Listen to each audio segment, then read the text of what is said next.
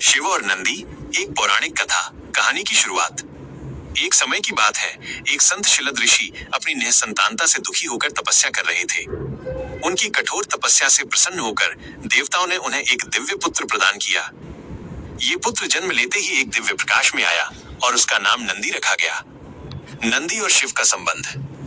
जब नंदी बड़ा हुआ तो एक दिन उसे देवदूतों ने बताया कि उसका जीवन बहुत छोटा रहेगा। यह सुनकर नंदी बहुत दुखी हुआ और अपने पिता शिलद के कहने पर भगवान शिव की तपस्या करने लगा। उसकी भक्ति से प्रसन्न होकर भगवान शिव स्वयं प्रकट हुए और कहा, हे नंदी, तुम मेरे परम भक्त हो। अब तुम मेरे साथी और सेवा के लिए हमेशा मेरे साथ रहोगे। तब शिव ने नंदी को अपना वाहन बनाया। अब शिव की यात्राएं नंदी पर होंगी। अपना मुख्य द्वारपाल बनाया, जो भगवान तक पहुंचने के लिए सबसे पहले दर्शन पाता है। अमृतत्व और शिव सेना का अधिपति भी बनाया। नंदी शिव मंदिर का एक अनिवार्य अंग।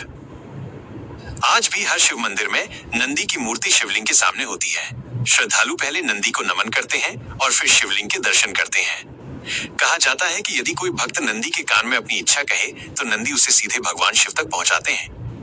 नंदी सिर्फ शिव का वाहन नहीं है, वह परम भक्त, सखा और द्वारपाल है।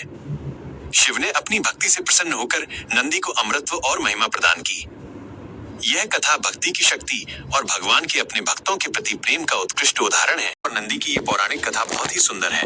ये कहानी हमें कई महत्वपूर्ण बातें सिखाती है। भक्ति और प्रेम की अद्भुत मिसाल। ये कथा दर्शाती है कि सच्ची भक्ति में कितनी शक्ति होती है। नंदी ने अपनी कम आयु की खबर सुनकर निराश होने की बजाय भगवान शिव की तपस्या करने का मार्ग चुना। उनकी निस्वार्थ और गहरी भक्ति ने शिव को इतना प्रसन्न किया कि उन्होंने नंदी को सिर्फ जीवन दान ही नहीं दिया, बल्कि उसे अपना वाहन, द्वारपाल और प्रधान गण भी बनाया।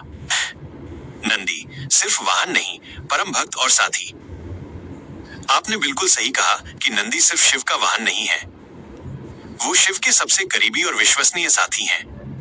मंदिर में नंदी की मूर्ति का शिवलिंग के ठीक सामने होना इस बात का प्रतीक है कि नंदी हमेशा शिव के ध्यान में लीन रहते हैं।